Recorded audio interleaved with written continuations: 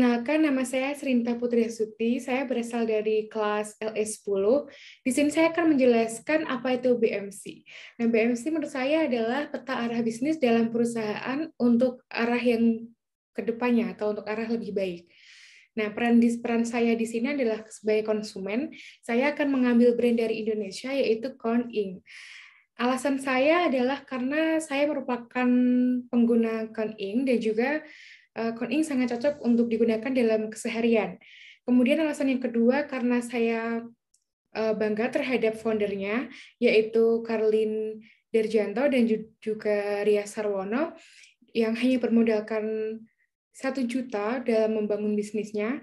Kemudian alasan yang ketiga adalah karena Kon Ing merupakan brand asli Indonesia yang berani untuk menampilkan budaya asli Indonesia seperti batik. Langsung saja kita ke 9 blok PMC. Yang pertama ada key partnership. Nah, key partnership harus ada untuk menjaga relasi yang baik antara semua pihak yang terlibat dalam suatu produk. Key partnership dalam Kon Ing ini terdapat Shopee, Kurir, supplier, fashion designer, dan juga kolaborasi dengan influencer. Kemudian ada key activities adalah berbagai aktivitas yang dilakukan oleh perusahaan dalam proses menghasilkan produk. Key activities harus ada karena akan menjelaskan bagaimana proses aktivitas dan apa saja proses aktivitas dalam sebuah produk.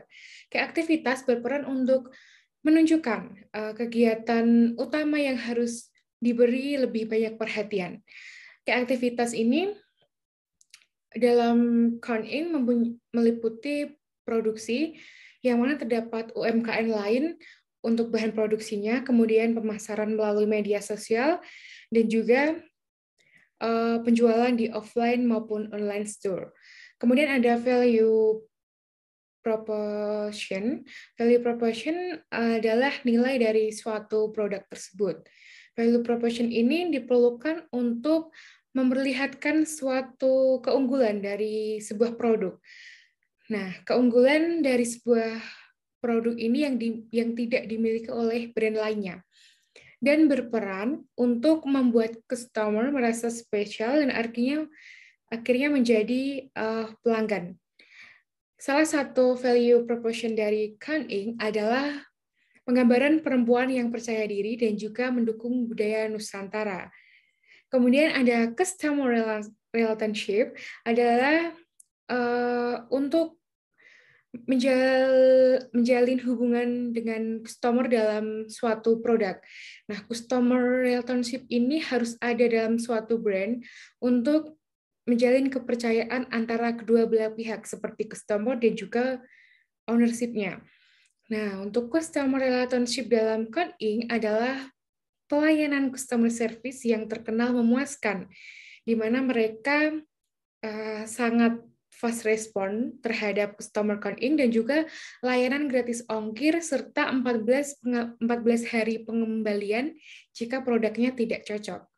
Kemudian ada customer segment, di mana customer segment ini adalah segmentasi dari sebuah produk.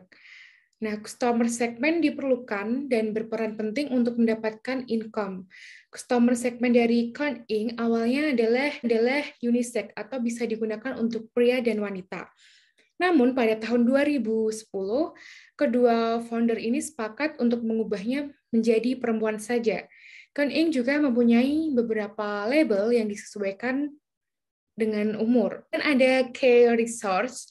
Nah, key resource ini adalah sumber daya yang dimiliki oleh suatu brand dan berperan sebagai kunci untuk mewujudkan value proposition.